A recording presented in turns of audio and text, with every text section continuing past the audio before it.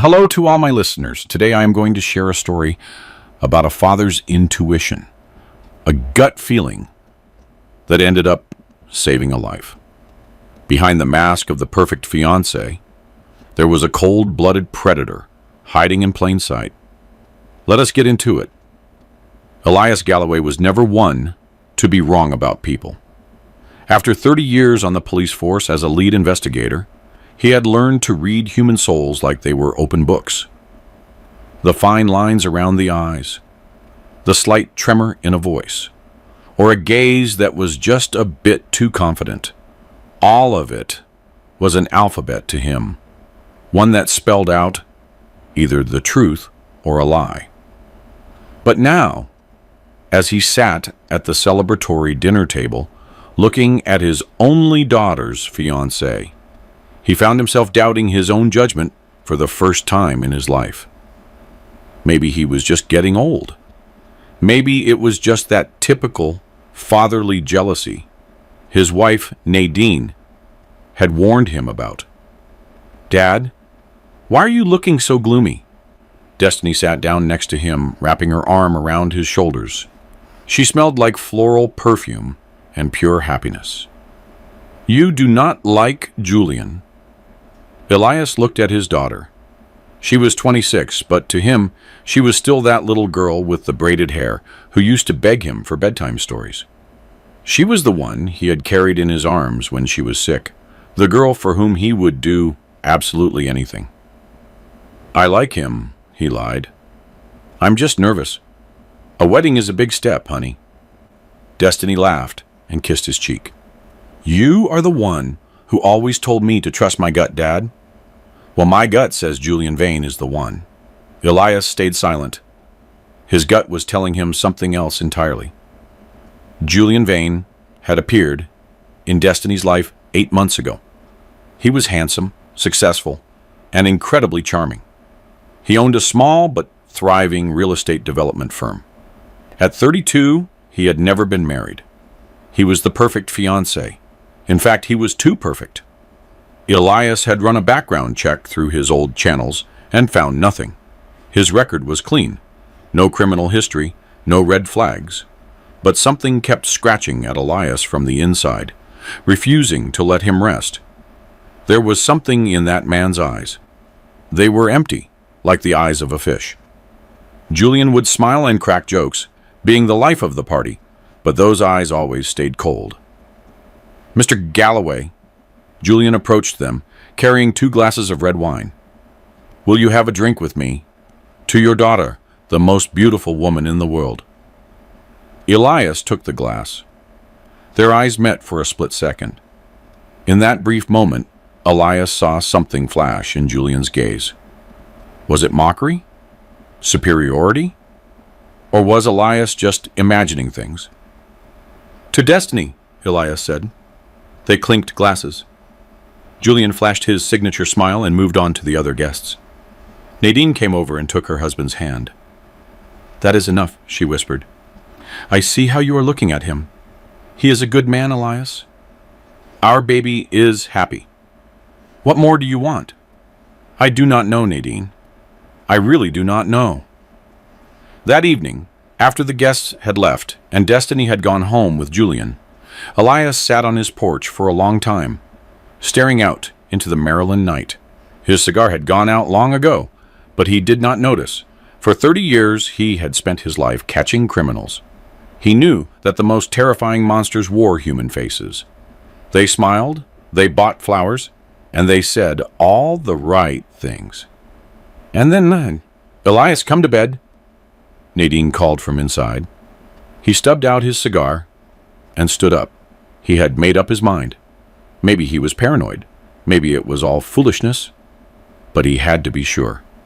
The next day, Elias drove out to see an old friend named Bernie, who owned an electronics shop in a quiet part of town. "A camera?" Bernie raised an eyebrow.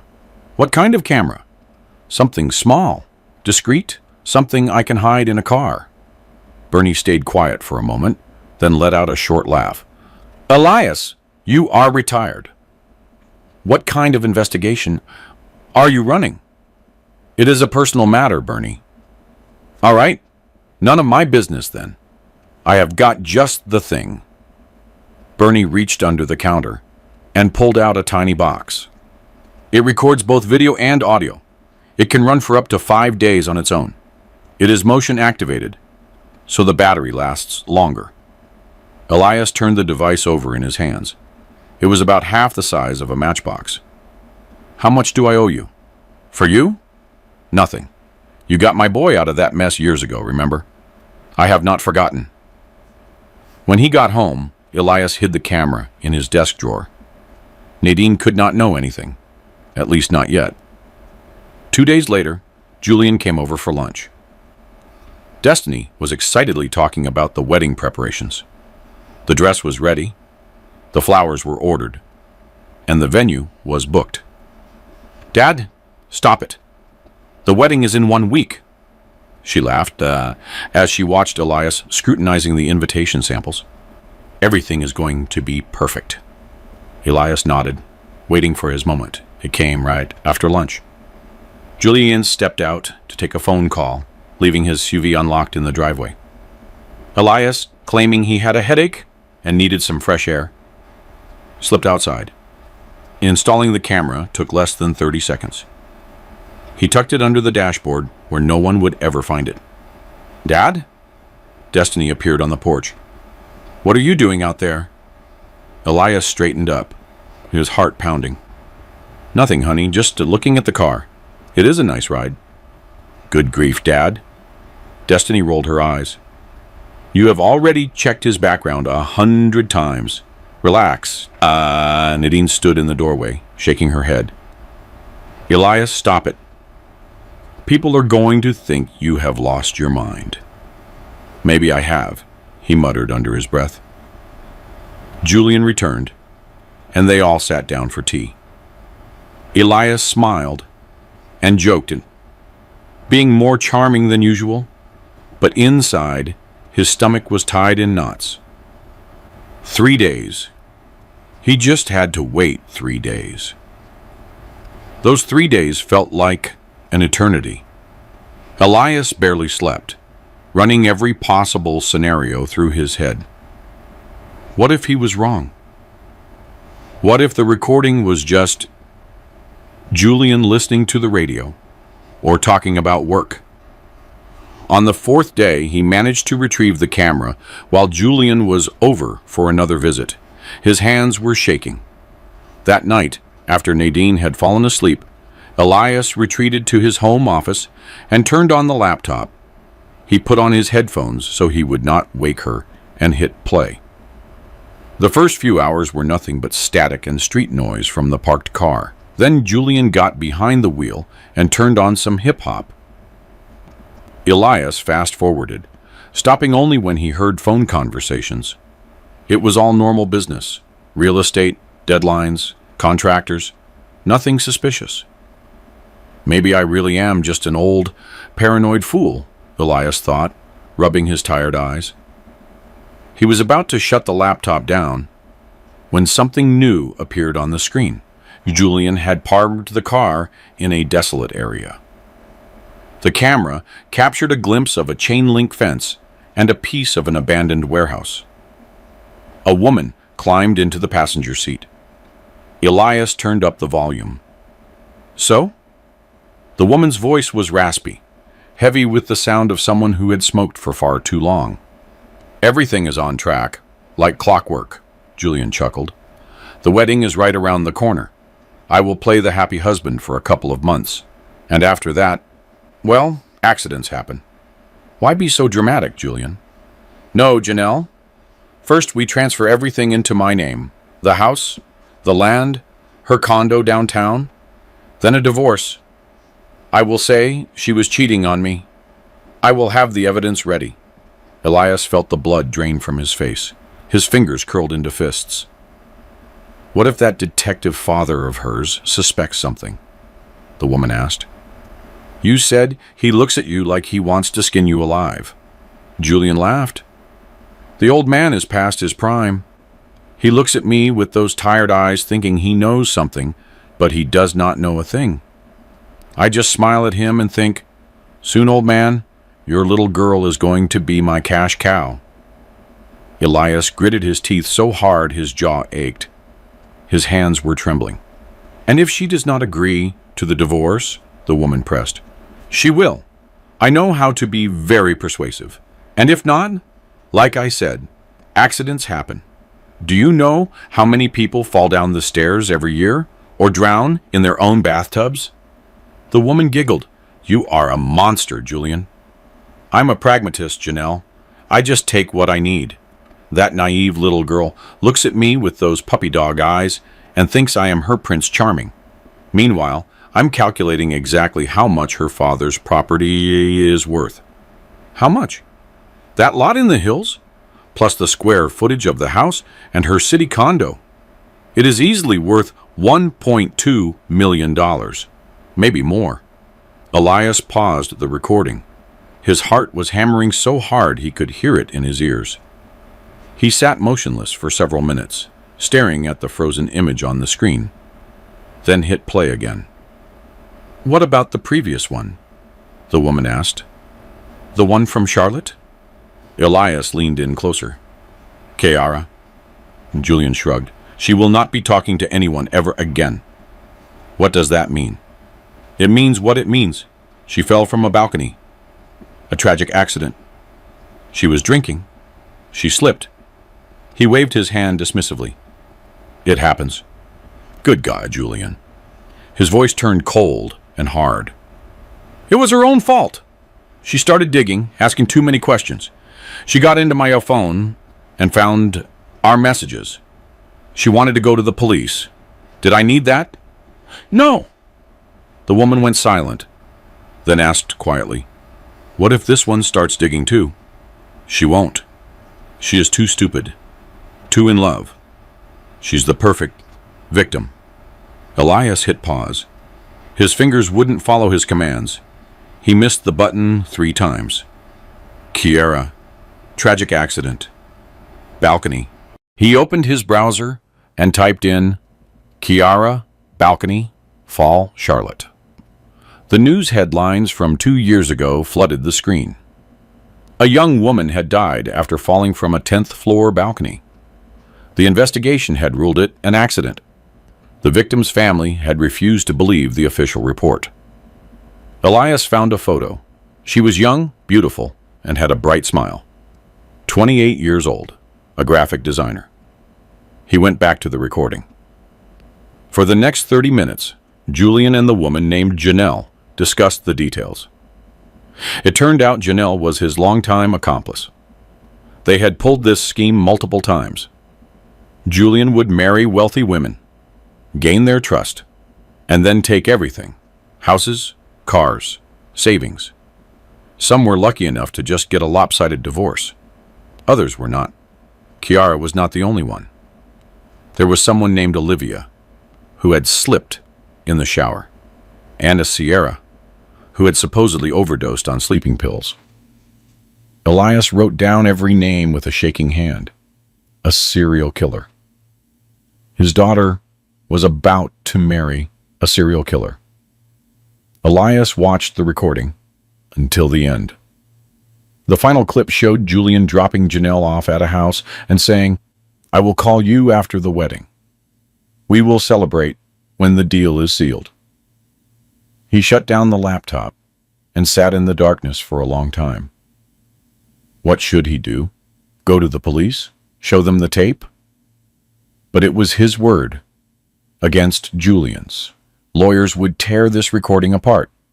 Illegal surveillance, inadmissible evidence. Julian would hire the best attorneys and walk free. No. First, he had to show this to Destiny. She had to see it with her own eyes. Elias did not sleep that night.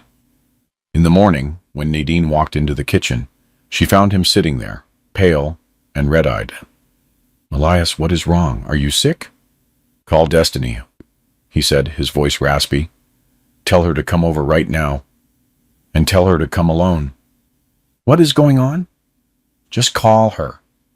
Nadine saw something in his eyes, something she had only seen once before. Many years ago, when he had come home from a crime scene involving a child. She didn't ask another question. Destiny arrived an hour later, looking worried. "Mom, Dad, what is it? You scared me. What is the emergency?" Elias stood up from the table. "Sit down," he said. "Both of you need to see something." "Dad, I have things to do. The wedding is in 3 days, remember? I have to—" "Sit down." Something in his tone silenced her. She slowly sat in the chair next to her mother. Elias placed the laptop on the table and turned it toward them. "I had to be sure," he said quietly. "I know you both think I am a crazy old man, a paranoid detective who can't let go. Maybe I am. But watch this until the end. And then decide for yourselves." He hit play and walked over to the window, turning his back to them. He did not want to see their faces. He did not want to watch his daughter's world collapse. At first, there was silence, only the voices from the recording. Then Elias heard Nadine gasp for air, then a muffled sob. He turned around. Nadine was crying silently, her hand over her mouth. Tears were streaming down her cheeks, and her shoulders were shaking. She stared at the screen with wide eyes, unable to believe what she was hearing. And Destiny sat perfectly still, like a statue. Her face was white, completely bloodless.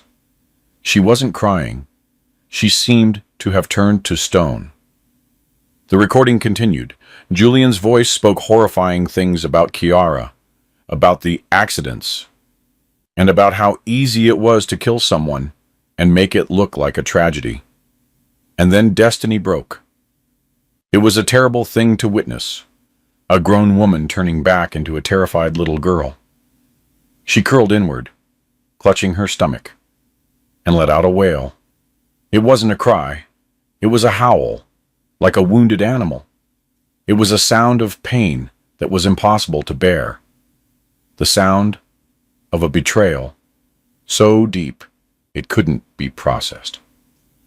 "No," she whimpered between sobs. "No, no, no. It is not true. That is not him. It can't be him. Dad, tell me it is not true."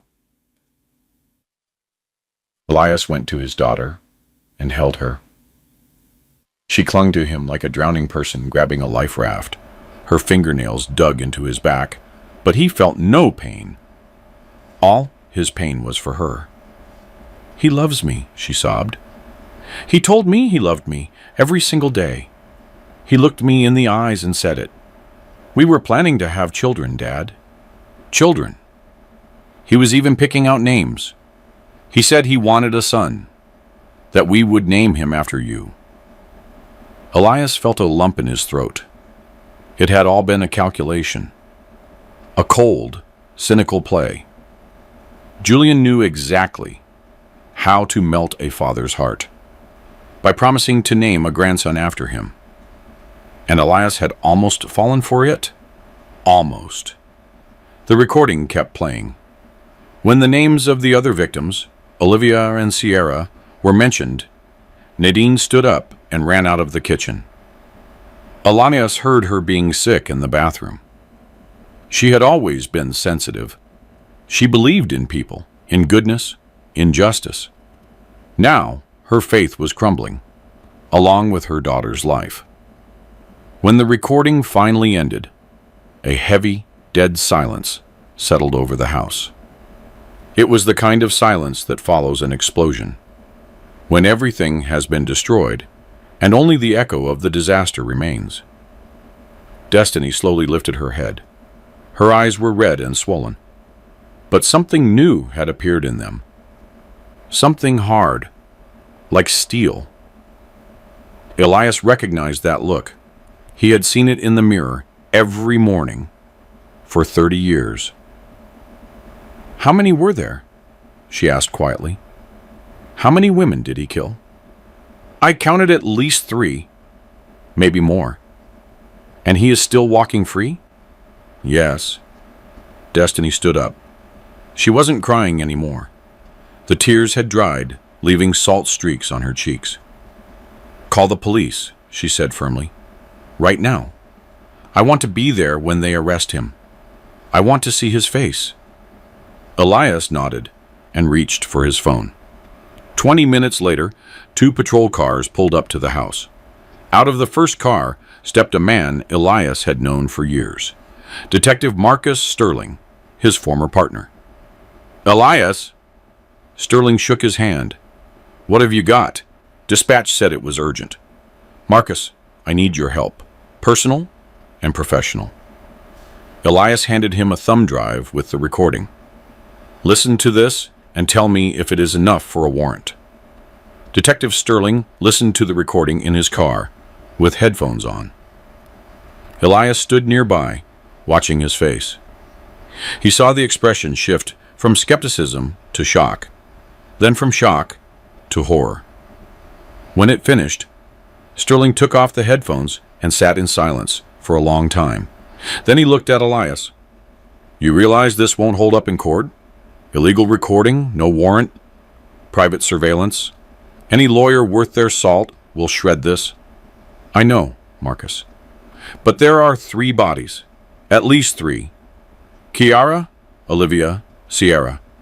If you start digging, you will find more." Sterling rubbed the bridge of his nose. "Suppose I reopen the old cases? Suppose I find a connection, but without direct evidence? Then we need direct evidence. How do you propose we get that?" Elias had already thought it through. He had spent the whole night staring at the ceiling and listening to his wife's breathing. "He does not know we know. The wedding is in 3 days. He is convinced everything is going according to plan. We can use that. You want your daughter to... I want that predator behind bars for everything he has done." Sterling shook his head. "Elias, it is dangerous. If he suspects anything, he won't. He is too arrogant. You heard him. He thinks we are all idiots." At that moment, the front door opened and Destiny stepped out onto the porch. She had washed her face, brushed her hair, and changed her clothes. She looked calm on the outside, but Elias could see the slight tremor in her hands. "I want in," she said firmly. "Whatever you are planning, I am part of it." "Destiny, it is too dangerous," Elias began. "Dad, he was going to kill me. He was going to use me and then discard me like those other women. I have a right to be there." Sterling looked from Destiny to Elias. "She is right," the detective said. "We can't do it without her.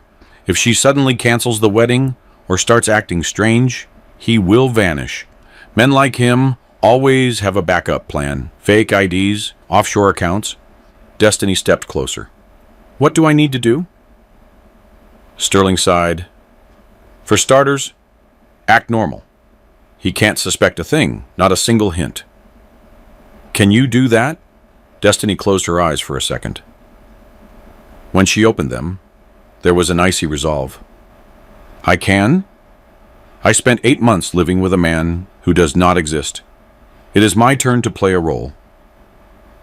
At that exact moment, her phone rang. She looked at the screen, and Elias saw her knuckles turn white.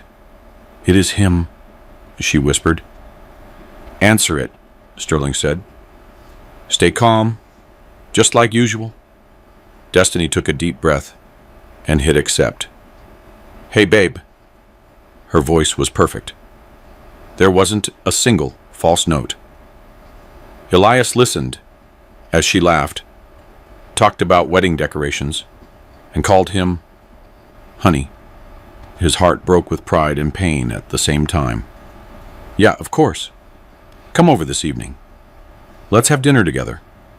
Mom is making your favorite pot roast. Love you too." She hung up, and her face instantly changed. The mask dropped. "He is coming at 7, she said in a hollow voice. "Now what?" Sterling pulled out a notepad. "Now, we get to work. Elias, I need every name from that recording. Everything he mentioned. I will pull the archives. I already wrote them down. Elias handed him the list. Good. Next, we need to find this Janelle. She is an accomplice at the very least. If we squeeze her, she will talk. The recording has the place where he dropped her off. Part of a building was in the shot. I can try to pinpoint the neighborhood. Do that. Destiny, what about you? Are you just going to wait? Sterling looked at her seriously. No, you are the key. We need him to incriminate himself, to confess to something in front of witnesses or leave physical evidence. You know him better than anyone. What triggers him? What makes him lose control? And Destiny thought for a moment. Jealousy, she said finally. Nay, he is incredibly jealous. Once I was talking to an old college friend I ran into on the street.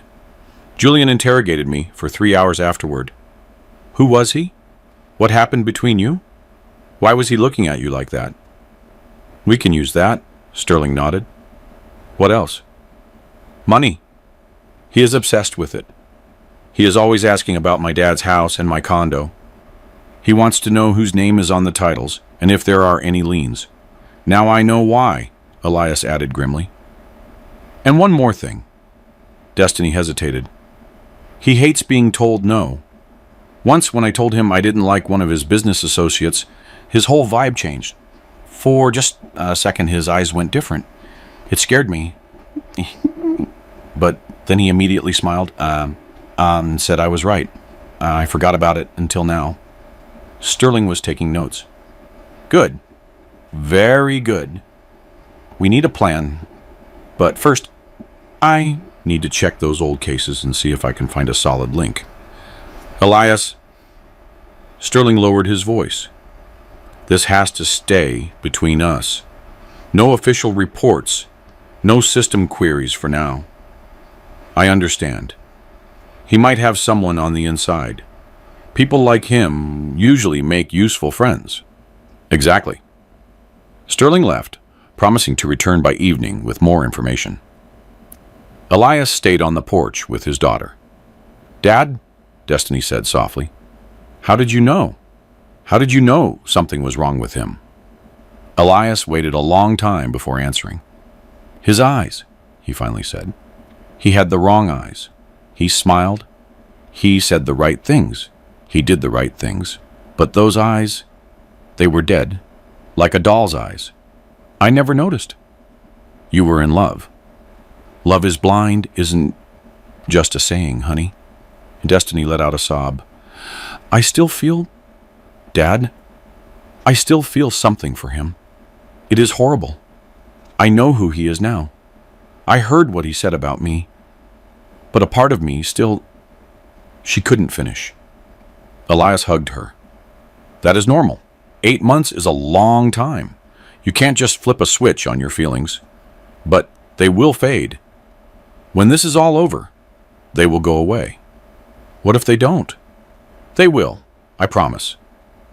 They went back inside. Nadine was sitting in the kitchen, pale, holding a cup of cold tea. What happens next? She asked. Elias sat down beside his wife and took her hand. Next, we do what we have always done. We protect our family, whatever the cost. I am scared, Elias. I am too. But there is no other way. If we just cancel the wedding, he disappears. And a year from now, 2 years from now, he will find another victim. And another. And another. How many women have to die before he is stopped? Nadine nodded. She understood. What do I do tonight when he comes? The same thing you always do. Smile, nod and feed him dinner. Talk about the wedding. I don't think I can. I want to hit him. I don't know if I can do it. Mom, Destiny sat next to her mother. You can do it for me, for all those women he killed. We have to. Nadine looked at her daughter for a long time, then slowly nodded. All right, I will try. Elias left the women to prepare dinner and locked himself in his office. He needed to find where Julian had dropped off Janelle. He watched the recording dozens of times, pausing on every frame that showed anything from the outside. A piece of a wall, part of a sign, the angle of a street lamp. After 2 hours, he figured it out. It was an old industrial district on the outskirts of the city. An old cannery that was now abandoned. There were some residential buildings nearby built back in the 70s. He called Sterling. "I found it. The industrial zone near the old cannery. There are a few apartment buildings there." "Great. I will check it out. I have got something too." "What?" "Kiara Melvins, 28. Died 2 years ago. Fell from a 10th floor balcony. Case closed as an accident. But there is an interesting detail in the files." "What is it?" "A month before she died, she filed a police report, then withdrew it. Do you know who she filed it against?" "A man named Andrew Vance. Not Julian Vane." "No, but the description is a perfect match for our guy. Tall, dark hair, a scar on his left hand." Elias felt a chill run down his spine. Julian had a scar on his left hand. He had seen it. "Exactly. It looks like our friend changes more than just his women. He changes his names, too." "How many identities does he have?" "I have found 3 so far. Julian Vane, Andrew Vance, and an Alex Carpenter. All the documents are real, not fakes." "How is that possible?" "It is possible if you know the right people or have access to the databases. I think we need to be very careful." Elias hung up and sat motionless for a long time. 3 identities. 3 names. How many victims? At 6 in the evening, he went downstairs. Nadine was setting the table. Destiny was sitting in the living room, staring at a single point. "He will be here soon," she said without turning around. "I can feel it. It is like I can feel a predator approaching." "You can do this," Elias said. "I know you can." At exactly 7, the doorbell rang. Destiny stood up, smoothed her dress, and went to open it. Elias watched as she hugged the man who planned to kill her, kissed his cheek, and gave him her most tender smile. He realized then that he had underestimated his daughter. She was stronger than he thought, much stronger. "Mr. Galloway." Julian entered the living room with a bottle of wine. "Good to see you." Elias shook his hand, firmly, maybe a little too firmly. "You too," he said, looking into those empty fish eyes. The game had begun. Dinner felt like it lasted forever. Every second felt like an hour. Every word Julian spoke was like a knife wound. Elias sat at the head of the table and observed. For 30 years, he had interrogated criminals. And now, he was using every skill he had to keep from giving himself away. He smiled, he nodded, he kept the conversation going. But inside, he was measuring every gesture, every look, every inflection. Julian was good. He was very good. He joked, told funny stories from work, and praised Nadine's pot roast. The perfect son-in-law. The perfect actor. "Mr. Galloway," Julian said, sipping his wine. "I wanted to discuss something. For after the wedding." "What is that?"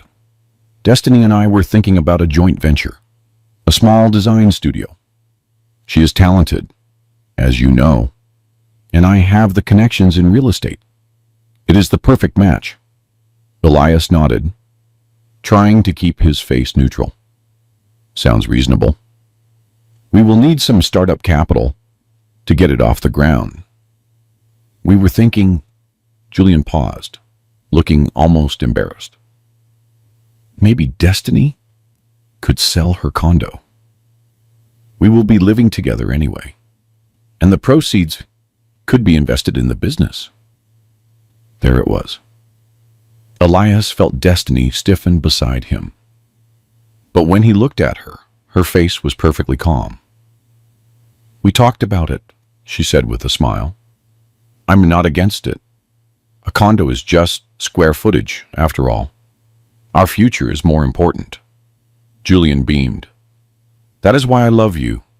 Your vision. He reached across the table and took her hand. Elias saw Destiny flinch almost imperceptibly at his touch, but she didn't pull away. She held the mask. And as for the house, Julian continued, turning to Elias, I know it is the family home, traditions and all of that, but have you thought about downsizing? The house is big. The yard takes a lot of work. At your age, it might be getting to be too much. At my age, Elias thought, I wonder how soon after the wedding you would have arranged an accident for me, a fall down the stairs, a heart attack. I am managing for now, he said aloud, but thank you for the concern. Well, when the grandkids come along, Julian winked at Destiny, you won't have time for the garden anyway. You will be busy being a grandpa. Nadine dropped her fork. The clang of metal against the plate sliced through the silence. Sorry, she muttered, picking it up. My hands are clumsy today. Elias saw her lips were white. Talking about grandkids from the man who planned to murder their daughter was too much even for her. Mom, are you okay? Destiny asked. Yes, just tired. It has been a long day. Julian looked at Nadine with fake concern. Maybe you should lie down. Destiny and I can clear the table. No, I will do it. You two stay. Nadine went into the kitchen. Elias heard her turn on the water, probably to drown out the noise. Was she crying or just trying to calm down? Mr. Galloway, Julian lowered his voice. I wanted to ask you something. Personally. I am listening. After the wedding, I want to be a real son to you, not just a son-in-law, a son. My father died when I was 15. Since then, I haven't had, he trailed off, seemingly searching for words. I haven't had a man I could look up to, but you are that man for me, your experience, your wisdom. Elias looked at him and thought, Lord, you are good. You are monstrously good. I'm flattered, Anne, he said. Really, but a father's trust has to be earned. Time will tell. Julian nodded solemnly. I understand, and I will earn it. I promise. You have already shown what your promises are worth, Elias thought. The evening finally came to an end. Julian got ready to leave. Early meeting with contractors tomorrow. I need to get some sleep. Destiny went out to walk him to his car. Elias watched from the window as they kissed by the gate. A long, tender kiss. Julian had his arm around her waist, whispering something in her ear. She laughed. Only after his SUV disappeared around the corner did Destiny hunch over and get sick right into the flower bed. Elias ran out to her. Destiny, honey? Do not touch me. She pulled away. Just give me a minute. She stood there, leaning against the fence, shaking, a fine, constant tremor. I was kissing him, she whispered. I was kissing a man who called me a stupid cow, who was planning to kill me, and I smiled and said I loved him. You were magnificent. He suspects nothing. That is no comfort, Dad. It is, she sobbed. I feel dirty inside, like he has defiled me with his hands, his lips, his words. Elias hugged his daughter, despite her resistance. Just a little longer, he said. Hold on just a little longer. It will all be over soon. When? When will it be over, Dad? Soon, I promise. They went back inside. Nadine was in the living room, hugging herself. I can't do it anymore, she said quietly. Looking at him, smiling at him. Elias, I won't last. You will last. We will all last. At that moment, Elias's phone rang. It was Sterling. Yeah, I found Janelle. Janelle Banks for 47. convicted of fraud, served 3 years, released 5 years ago. She lives at the address you gave me. But that is not all. What else? She worked at the Vital Records office 10 years ago. She was fired for forging documents. Now we know where our friend got 3 sets of real IDs. She made them. Looks that way. And one more thing. I checked on Olivia and Sierra. Both closed cases, ruled accidents. But in both cases, a few months before they died, they were dating men. Tall, dark hair, charming. The descriptions match perfectly. And both had property issues right before they died. Title transfers, sales below market value, strange deals, a pattern. Yes, he works on a script, and Janelle is part of that script. Maybe the key part. Elias thought for a moment. We can squeeze her. We can try. But if she warns Julian, then we have to make sure she can't warn him. What do you mean? Come over. Let's discuss it. Elias hung up and turned to his family. There is news. We found his accomplice and the link to the other victims. Does that mean we can arrest him? Destiny asked hopefully. Not yet, but we are close. Very close. Sterling arrived an hour later. They locked themselves in Elias's office and laid out everything they had gathered on the desk. 3 confirmed murders, Sterling said, pointing at the photos. Kiara Melvins, Olivia Dawson, Sierra Vance. Same MO in every case. Meet them. Fast, romance. Plans for a life together. Then the property transfer. Then the accident. He never married them legally? No. That is his trick. A common law marriage doesn't require a divorce. Less paperwork. Fewer tracks. Why was Destiny an exception? Why a formal wedding? Sterling was quiet for a moment. I think it is because of the house. Your house. Elias, it is worth too much to get the rights to that. He needs official family ties. Inheritance. Joint ownership. He didn't just want Destiny's condo. He wanted everything. Yes. You are wealthier than you think. That lot in the hills, 2,000 square feet of living space, plus the daughter's condo, plus whatever savings you have. There are savings for retirement. That is a jackpot for him. It is worth the risk of a legal marriage. Elias looked at the photos of the dead women. Young, beautiful, smiling. They hadn't known they were going to be killed by the man they loved. What about Janelle? He asked. I'm going to pay her a visit tomorrow morning, unofficially. I'm coming with you, Marcus. That is not up for debate. I have to be there. Sterling sighed.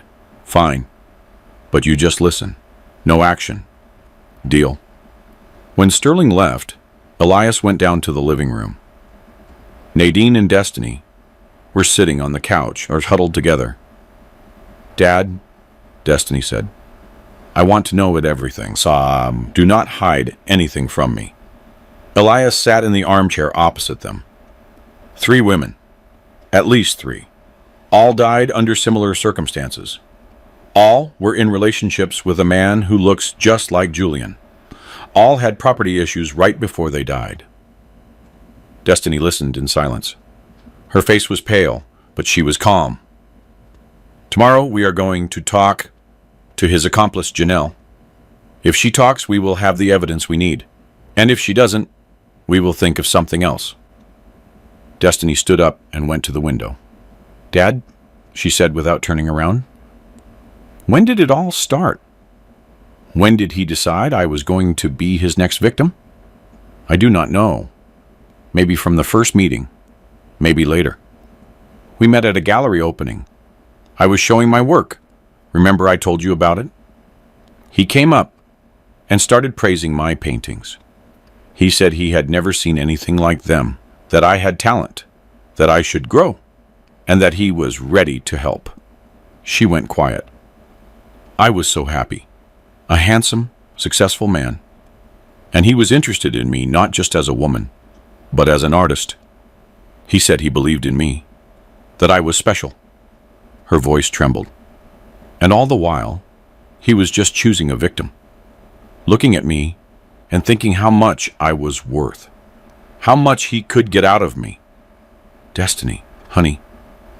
No, Dad, let me finish. She turned around. Tears were glinting in her eyes, but her voice was steady. I have to go through this. I have to understand it, accept it, or I will go crazy. She came to her father and sat beside him. He was the first man I fully trusted. After David. You remember how hard that was for me. For 3 years, I didn't trust anyone. And then Julian appeared, and I thought, here he is, the one I have been waiting for, the one who would never betray me. Nadine let out a sob. My baby girl. And do you know what the scariest part is?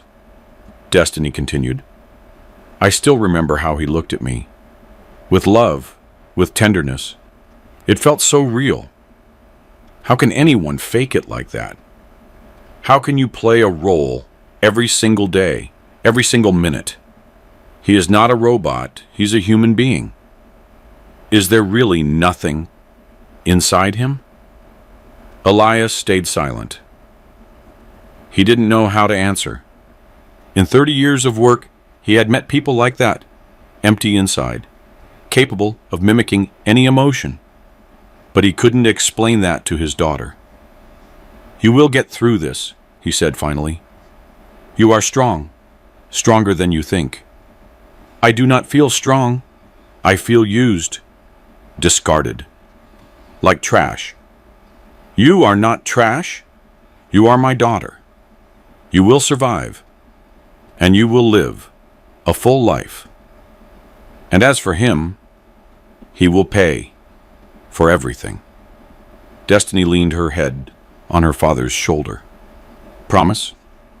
Promise. They sat like that until deep into the night. 3 people, bound by blood and pain, preparing for the most important battle of their lives. In the morning, Elias and Sterling headed to Janelle's. Her building, an old brick walk-up, looked as bleak as the neighborhood around it. Peeling paint, cracked sidewalk, the smell of damp in the hallway. 3rd floor, Sterling knocked. The door didn't open right away. When it finally cracked open on a chain, Elias saw a thin, haggard face. A woman who looked 60, though the records said 47. Smoke-stained hair, yellowed fingers, deep wrinkles. What do you want? The voice was the one from the recording, raspy and rough. Janelle Banks? Sterling asked, showing his badge. Detective Sterling, we need to talk. The woman went pale. Her eyes darted toward the stairs, looking for an escape. I didn't do anything. We know about Kiara, and Olivia, and Sierra. Janelle flinched as if she had been hit.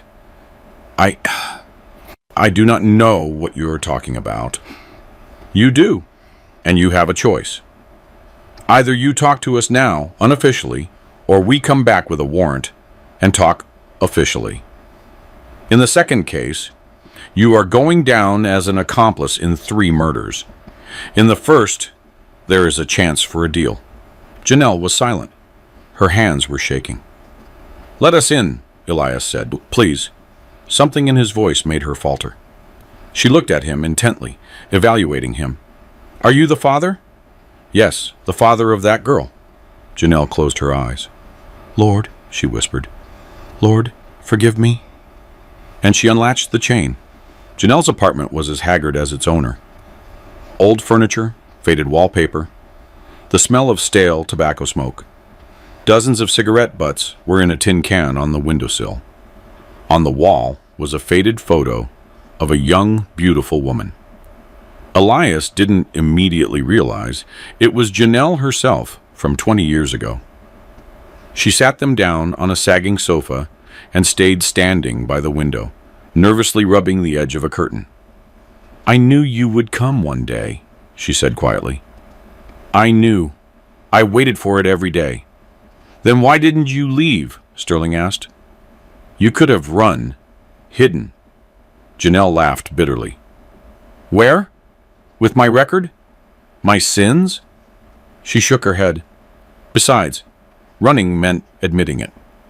For years I told myself I wasn't guilty, that I was just making documents, just helping a man start a new life. What he did with that life, that wasn't my concern. You knew, Elias said. It wasn't a question. Not at first. Janelle lit a cigarette, her hands shaking. In the beginning, no. He came to me 6 years ago, handsome, charming, said he had trouble with his ID. An ex-wife was stalking him, threatening to kill him. He needed new papers, a new name, a new life. I had just gotten out of prison and needed the money. He paid well. How many sets of IDs did you make for him? 3. Julian Vane was the first. Then Andrew Vance. Then Alex Carpenter. And you never asked why he needed so many identities? Janelle took a drag of her cigarette. I asked. He said it was for safety, so the ex wouldn't find him. I believed him. I wanted to believe him. When did you find out the truth? Janelle stayed quiet for a long time, then went to a cabinet and pulled out a half-empty bottle of bourbon and a glass. She poured a drink and downed it in one go. After Olivia, her voice trembled. We were together, not as a couple. I am too old for him. But we met sometimes. He said he valued me, that I was the only one who understood him. She poured another. That day he came over, excited, cheerful, said the problem was solved. I asked, what problem? He laughed and said, Olivia won't be asking any more questions. I didn't understand. And the next day, I read it in the news.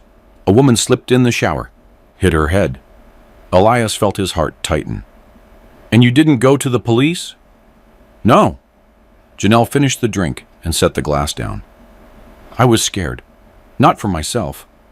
I haven't been afraid for myself in a long time. I was afraid of him, of what I saw in his eyes when he talked about Olivia. He was smiling. You understand? Smiling like he was telling a funny joke. So Sterling looked at Elias. That was 4 years ago. Yes, Olivia was 4 years ago. And then there was Kiara, a year and a half after Olivia. Kiara Melvins, Elias clarified, the one who fell from the balcony. Yes, she started to suspect something. She got into his phone, found our messages, wanted to go to the police. Janelle flinched. He came over in a rage, saying she was going to ruin everything, that he had to act fast. And a week later, the accident. And Sierra? Sierra was the last. A year and a half ago, March 14th. She was harder. She had a brother who didn't trust Julian from the start, suspected something. Julian was nervous, said he had to move quickly. Janelle stopped. What did he do? He drugged her with sleeping pills, a lot of them. Then he called 911, acting hysterical. The paramedics didn't make it in time. The toxicology report showed an overdose. Everyone thought she did it herself. Depression, relationship troubles. Janelle laughed bitterly. He knows how to create the right picture. He knows how to persuade. And the brother? The brother didn't believe it, as in tried to prove something. But there were no clues. Julian was clean. He is always clean. 6 months later, the brother died in a car crash. Elias turned sharply. Was that him too? I do not know. Truly, I do not. Julian never spoke about it. But the coincidence? She trailed off. Sterling was recording every word. How many victims were there in total, Janelle? How many women has he killed? The ones I know about? 3. Olivia, Kiara, Sierra. But there were others. Before me, he once mentioned he started when he was young. That the first one was an accident. He hadn't planned it. But then he realized how easy it was. How easy it was to get rid of a person and get away with it. Who was the first? I do not know. He didn't say names, Only that he was 23 at the time. And since then, Janelle swallowed. Since then, he decided that people are just a resource, something to be used and thrown away when it is no longer needed. Elias felt nauseous. 9 years. This man had been killing for 9 years, maybe longer. "Why are you telling us this now?" Sterling asked. "You realize this is a confession of being an accomplice." Janelle looked at him with tired eyes. "Because I am tired. Tired of being afraid. Tired of waking up in the night from nightmares. Tired of seeing their faces. Olivia, Kiara, Sierra. They haunt my dreams at every night. They look at me and ask, 'Why did you stay silent? Why didn't you stop him?' She turned to Elias. "And because I see you, a father. You came to save your daughter, and I couldn't save anyone. Maybe now." Her voice broke. Tears ran down her cheeks. "I'm not asking for forgiveness. I know I do not deserve it. But if my words help put him away, maybe up there," she looked at the ceiling, "maybe it will count for something." Sterling put away his notepad. "Are you prepared to give an official statement?" "Yes." "You realize you are facing prison time." "I understand and accept it. Better prison than—" She didn't finish. "Better prison." Elias stepped toward her. "Where does he keep the documents? The evidence? He must have something. Recordings, photos, something that links him to the victims." Janelle thought for a moment. "There is a safe in his apartment. I saw him opening it once. There are files. Many files. He called it his archive." "The code?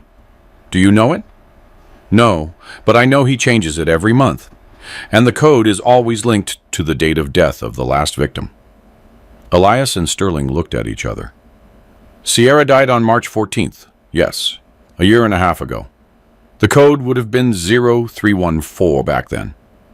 But he would have changed it since." Janelle went quiet.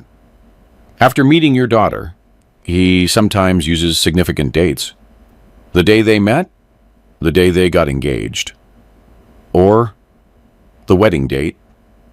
"The wedding date," Elias finished, "which is supposed to be in 2 days." "Yes, possibly."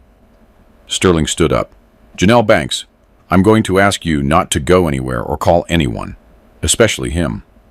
"I won't call him, I promise. Also, would you be willing to wear a wire in case he contacts you?" Janelle nodded. "Anything. Anything to stop him." They left the apartment. On the stairs, Sterling stopped. "Elias, you realize this is all circumstantial evidence. Her testimony is her word against his. A lawyer will tear her to pieces.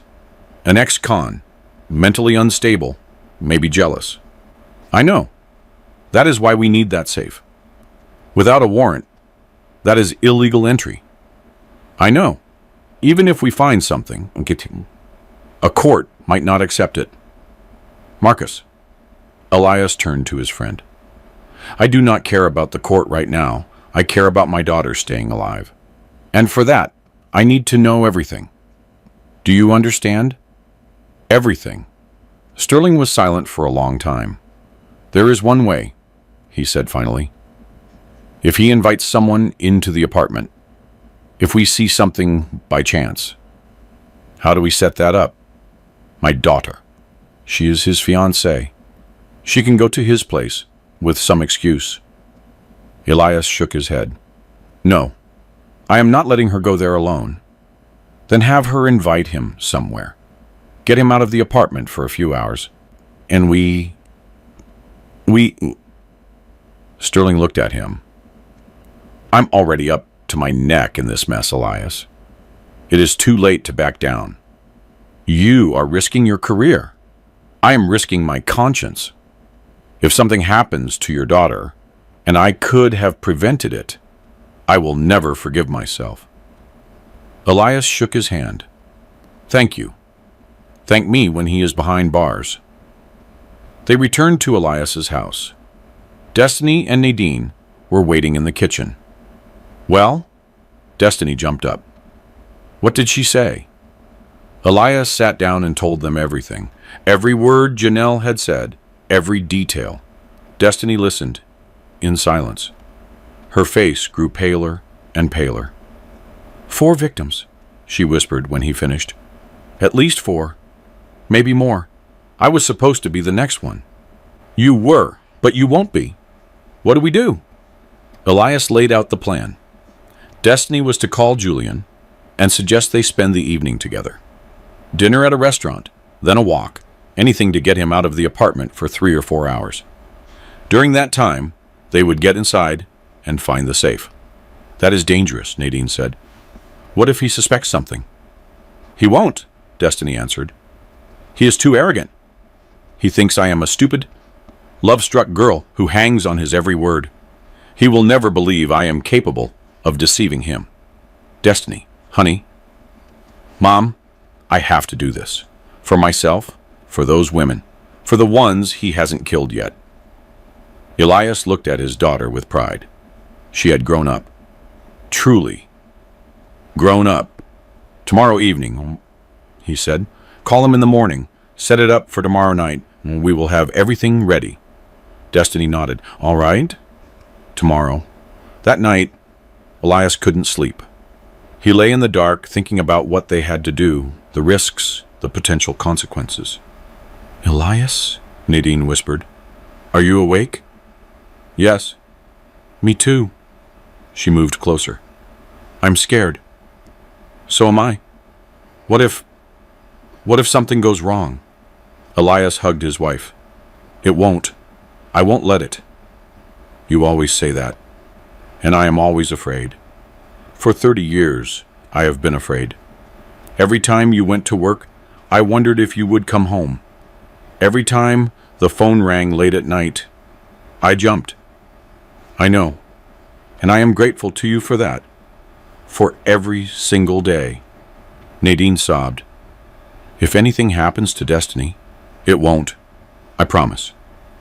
They lay in the dark, holding hands. 2 people who had lived together for 30 years. 2 people ready to do anything for their daughter. The next morning, Destiny called Julian. Elias listened to the conversation with bated breath. Hey, babe, I missed you. Let's spend the evening together. Just you and me. Let's have dinner at that place where we went on our first date, remember? Her voice was perfect. Not a trace of a lie. Of course I remember. Julian's voice over the speaker was warm and affectionate. That is a great idea. I will pick you up at 7. Actually, how about I come to your place first? I want to see the condo again before the wedding. Make sure everything is ready for our life together. A pause. Elias tensed up. Sure, Julian said. Come over at 6. I will show you around. Deal. Deal. Love you. Destiny hung up and looked at her father. He agreed. I will be in his apartment. That changes things, Sterling said. If you are inside, you can find the safe, or at least figure out exactly where it is. No, Elias cut him off. Too dangerous. Dad? Destiny went to him. Listen to me. I know this man. I have lived with him for 8 months. I know how he thinks, how he reacts. If anyone can do this, it is me. Destiny, I'm not a little girl. I'm a grown woman, and I want to finish this myself. Do you understand? Myself. Elias looked into his daughter's eyes and saw the same determination he had in his own. All right, he said finally. But you stay connected. A message every 15 minutes. If you miss even one, we are coming in. Deal. The plan was set. All that was left was to execute it. Julian's apartment was in a new luxury complex on the edge of the city. A modern building with a concierge in the lobby and security cameras on every floor. Elias parked a block away and watched as Destiny stepped out of a tool and headed for the entrance. She is in, he said into the radio to Sterling, who was positioned on the other side of the building. I see her. The cameras are recording. If anything happens, we will have the footage. Destiny went up to the 7th floor. Her heart was pounding so loud she felt like the whole building could hear it. She stopped in front of door number 74 and took a deep breath. You can do this, she told herself. You are an actress. You played the love-struck fool for 8 months. Play it for one more night. She rang the bell. The door opened almost immediately. Julian stood there in a white shirt and dark slacks. Handsome, smiling, perfect. Destiny. He hugged her and kissed her. I'm so glad to see you. Destiny forced herself to smile and return the kiss. His lips were warm and familiar and disgusting. I missed you too, she said, entering the apartment. The place was exactly as she imagined it. Minimalist design, expensive furniture, perfect order. Not a single thing out of place. Not a single personal photograph. It was as sterile as an operating room. Do you like it? Julian asked, watching her reaction. It is very modern, Destiny replied. But it feels a bit empty. That is because it is missing a woman's touch. Your touch. He hugged her again. Soon everything will change. Together, we will make this a real home. A home I won't leave alive, Destiny thought. Will you show me around? She asked, gently pulling away from his embrace. I want to know where everything is. Plan where to move things. Of course. Julian took her through the apartment. The living room, the kitchen, the bedroom, the bathroom. Everything was flawlessly clean and completely devoid of character. And what is this? Destiny pointed to a closed door at the end of the hallway. My office. That is where I work. Can I see it? Julian hesitated for a second. Just a second, but Destiny noticed. It is a mess in there, he said with an apologetic smile. I don't want you to see me being so disorganized. I have seen your car, after a long workday. Believe me, a mess won't surprise me. She flashed her most charming smile, the one he loved. Julian laughed. All right, you win, but only for a second. He opened the office door. Destiny walked in and looked around. The room was small. A desk, a computer, bookshelves, and in the corner, a massive gray metal cabinet with a digital lock. A safe. What is that? She asked, trying to keep her voice casual. Documents, contracts, financial papers, boring business stuff. You are such a serious businessman. She playfully poked his ribs. And you never tell me about your work? Because I don't want to bore you. He put his arm around her waist. Come on, let me show you the balcony. The view is incredible. Destiny let him lead her out of the office, but she had already memorized the location of the safe. In the corner, to the right of the door. A digital lock. 6 digits. The view from the balcony was indeed beautiful. The evening city, the lights, the sunset. Julian hugged her from behind, resting his chin on her shoulder. Tomorrow you will be my wife, he whispered. I have waited so long for this. Me too. We are going to be so happy. I promise. Destiny felt his hands tighten around her waist. A bit more than necessary. Possessively. I need to use the bathroom, she said, pulling away. Wait for me? Of course. She left the balcony and headed for the bathroom. On the way, she pulled out her phone and quickly typed a message to her father. Found the safe, office, corner to the right, 6 digits, everything okay? The reply came instantly. Got it. Be careful. Destiny hid her phone and went into the bathroom. She needed a minute, just 1 minute to gather her strength. She looked in the mirror. Her face was pale.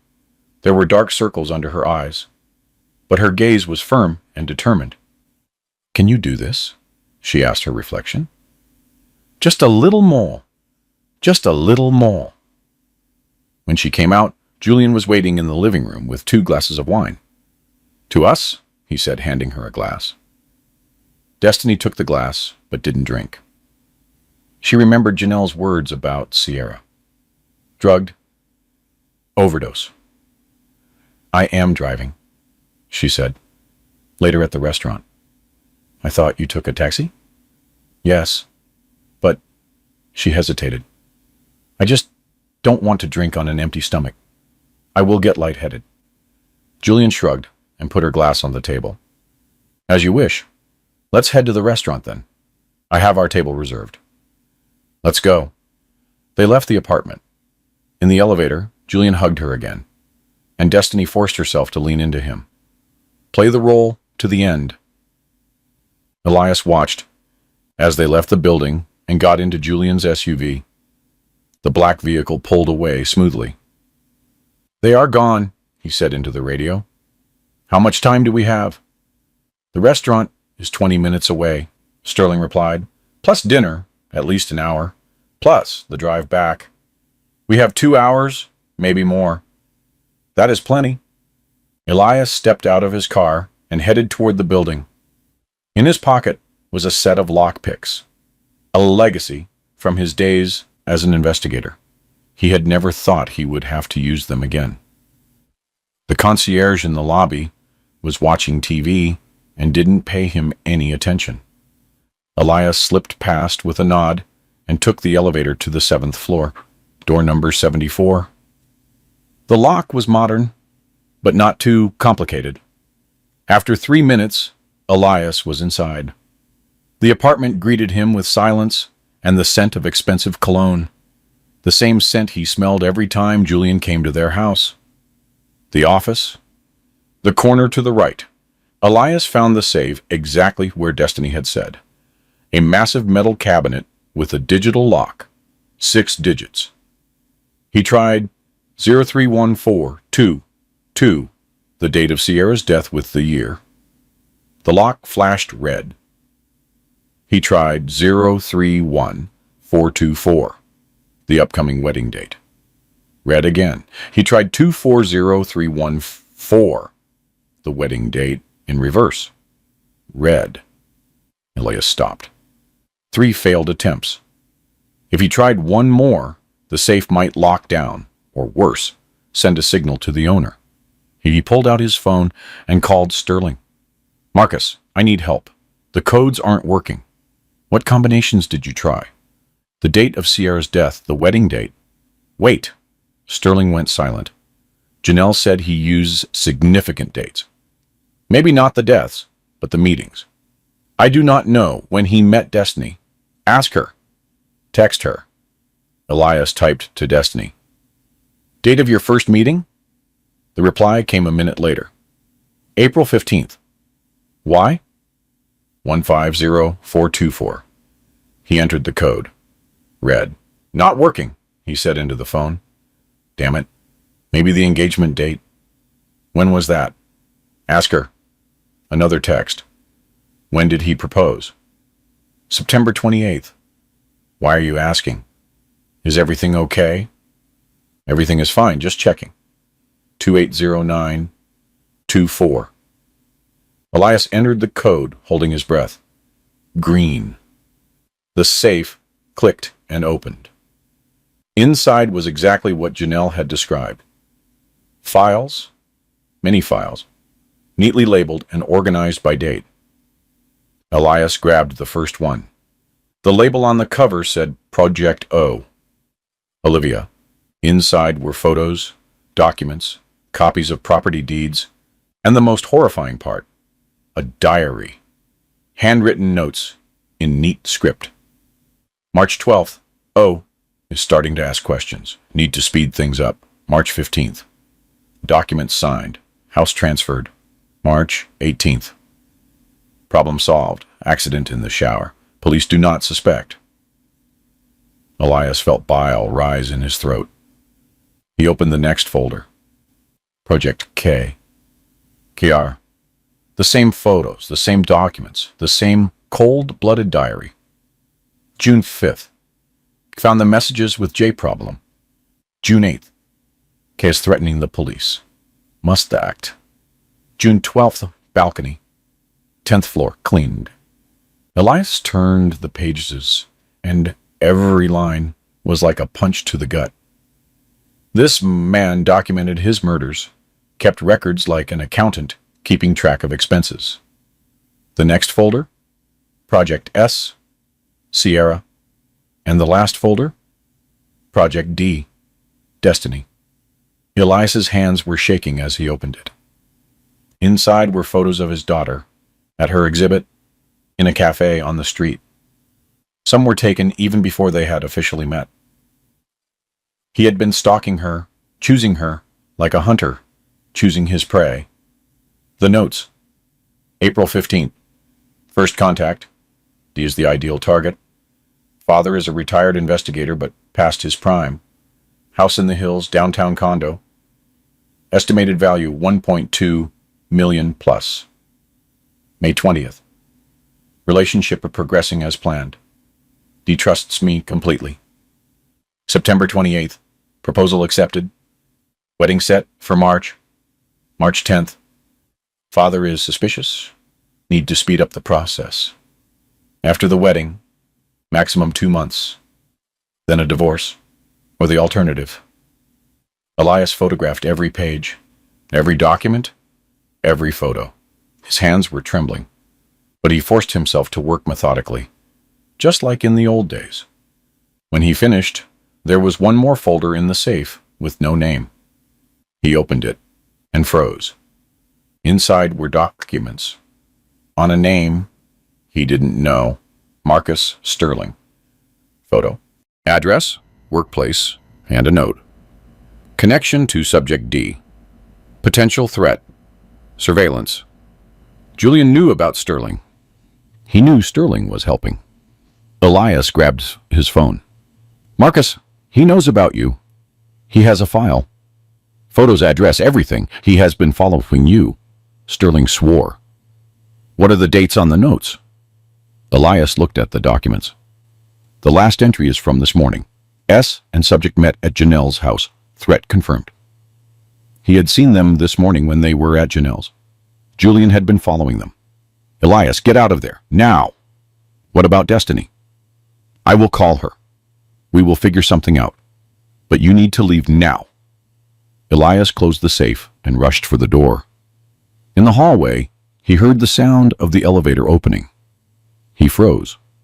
The elevator doors slid apart, and Julian stepped out into the hall. Alone, without Destiny. Their eyes met. Mr. Galloway? Julian said calmly. What a surprise. Decided to visit your future son-in-law? A knife glinted in his hand. The hallway suddenly felt as small as a grave. Elias looked at the man who was planning to kill his daughter and felt time slow down to a crawl. Where is Destiny? He asked, trying to keep his voice formal. Julian smiled. That same smile Elias had seen 100 times. Warm, charming, inviting. Only now, he knew what was hiding behind it. Destiny? Oh, do not worry. She is safe. For now. What did you do to her? Nothing. Yet. Julian repeated, stepping forward. The knife in his hand shimmered in the hallway light. You know, Mr. Galloway, I underestimated you. I thought you were a tired old man, a paranoid relic of the past.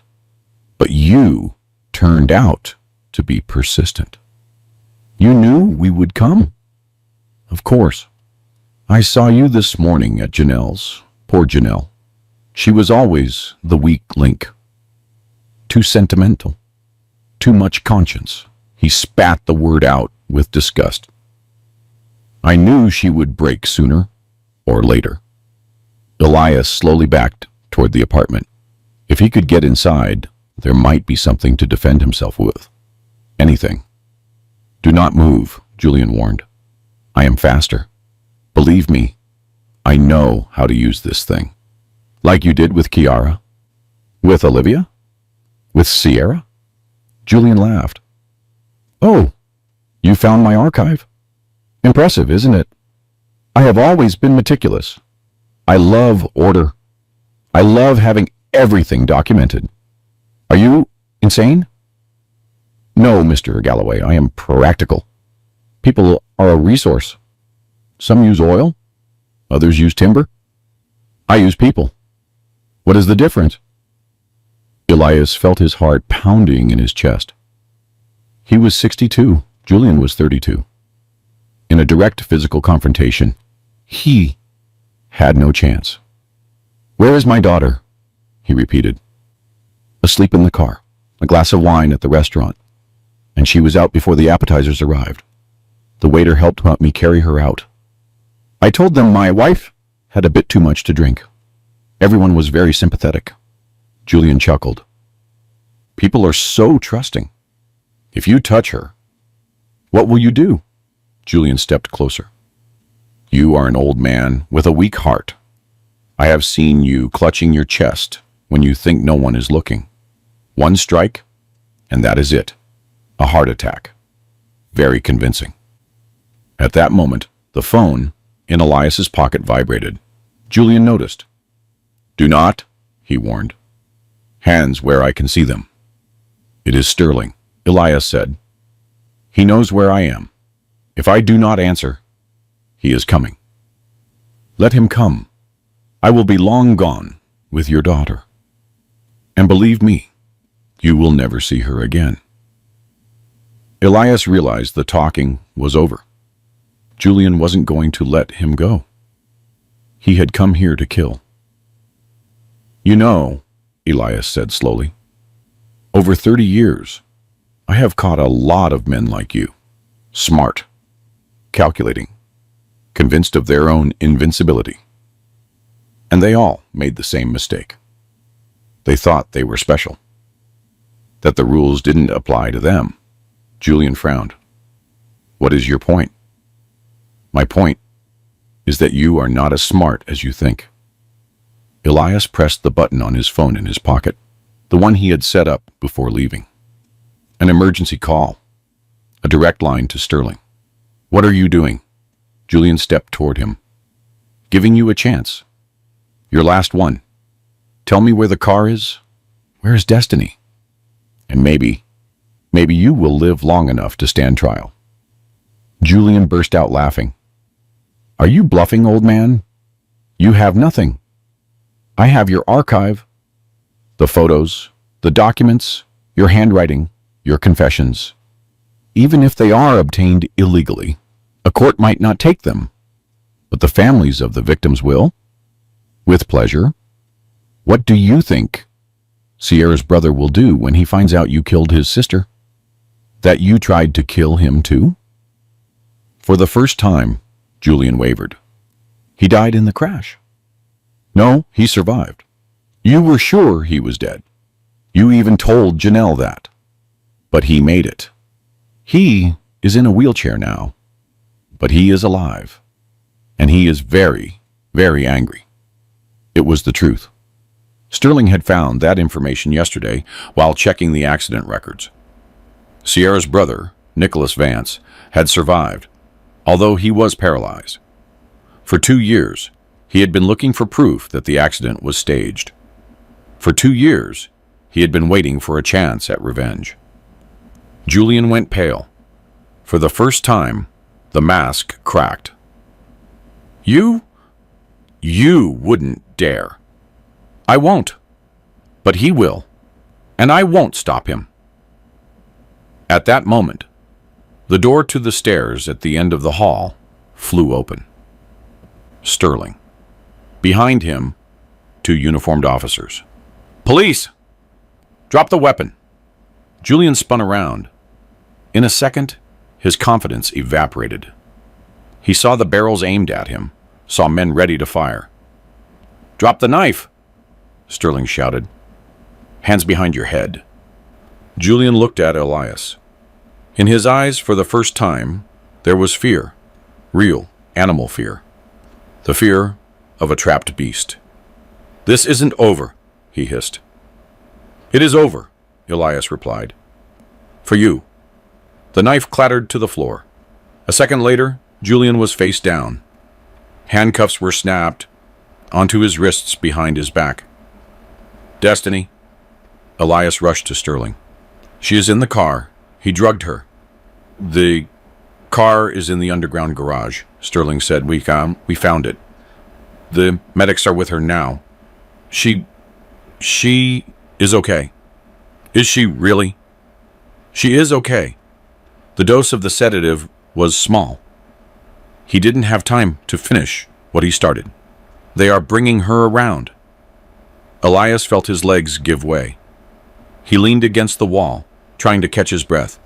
Julian was led away. Elias went down the stairs slowly, holding the railing. His legs wouldn't obey him. In the garage, an ambulance was parked. Medics were busy around it. Elias saw the gurney, the IV, the oxygen mask. He waited. Minutes felt like hours. Finally, one of the medics approached him. "Are you the father?" "Yes." "She is conscious. She wants to see you." Elias rushed to the ambulance. Destiny was sitting on the gurney, pale, her hair disheveled but alive. Alive. "Dad?" She tried to stand up, but a nurse gently held her back. Elias hugged his daughter tightly, as he hadn't hugged her since she was a child. "I am so sorry," she sobbed. "I am sorry. I should have listened to you from the start." "Quiet, honey. It is okay. It is over." Julian was led past them in handcuffs. He wasn't smiling anymore. His face was gray, empty. The mask had finally slipped off, and there was nothing underneath. Emptiness. A black, bottomless void. Destiny lifted her head and looked him in the eyes. "I loved you," she said quietly.